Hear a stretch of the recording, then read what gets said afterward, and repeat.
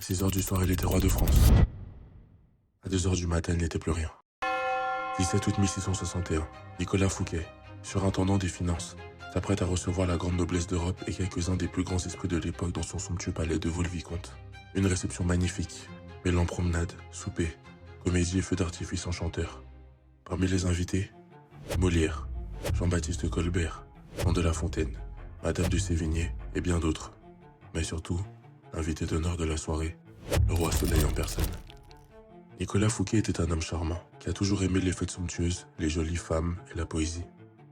Il aimait aussi l'argent, et menait un train de vie extravagant.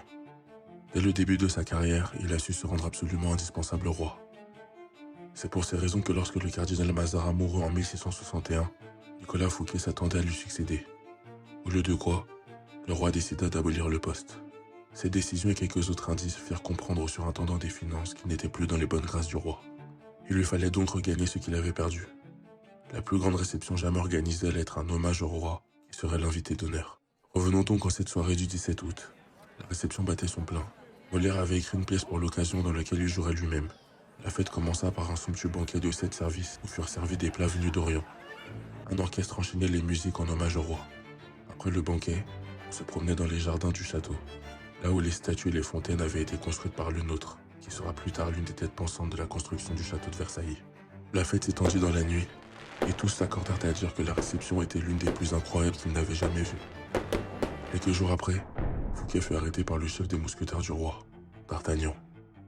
Et 3 mois plus tard, il était accusé d'avoir détourné l'argent du royaume. En réalité, la plus grande partie de l'argent avait été versée avec l'accord du roi et en son nom.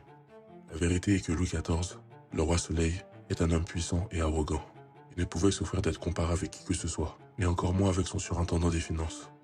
Fouquet commençait à être de plus en plus apprécié par la cour du roi. Plus il était apprécié par la cour, et moins il l'était par le roi. En organisant sa réception pour redorer son image auprès du roi, Fouquet commis une grande erreur stratégique dans le jeu du pouvoir. Il se fit plus roi que le roi. Mais le roi Soleil ne supporte pas l'ombre. Il ne fallut que quelques minutes pour décider du sort de Nicolas Fouquet. La légende raconte que le lendemain, au réveil, Louis XIV écrit 2 choses dans son journal de mémoire. D'abord, il écrit « Créer un château en mon honneur qui dépassera en taille et en prestige celui de Vaux-le-Vicomte. » et ensuite il écriva. Arrêtez Nicolas Fouquet. Quelques dizaines d'années plus tard, le château de Versailles vit le jour, et Nicolas Fouquet fut condamné à la prison à vie. Voilà pourquoi lorsque l'on interrogea Voltaire sur Fouquet, il répondit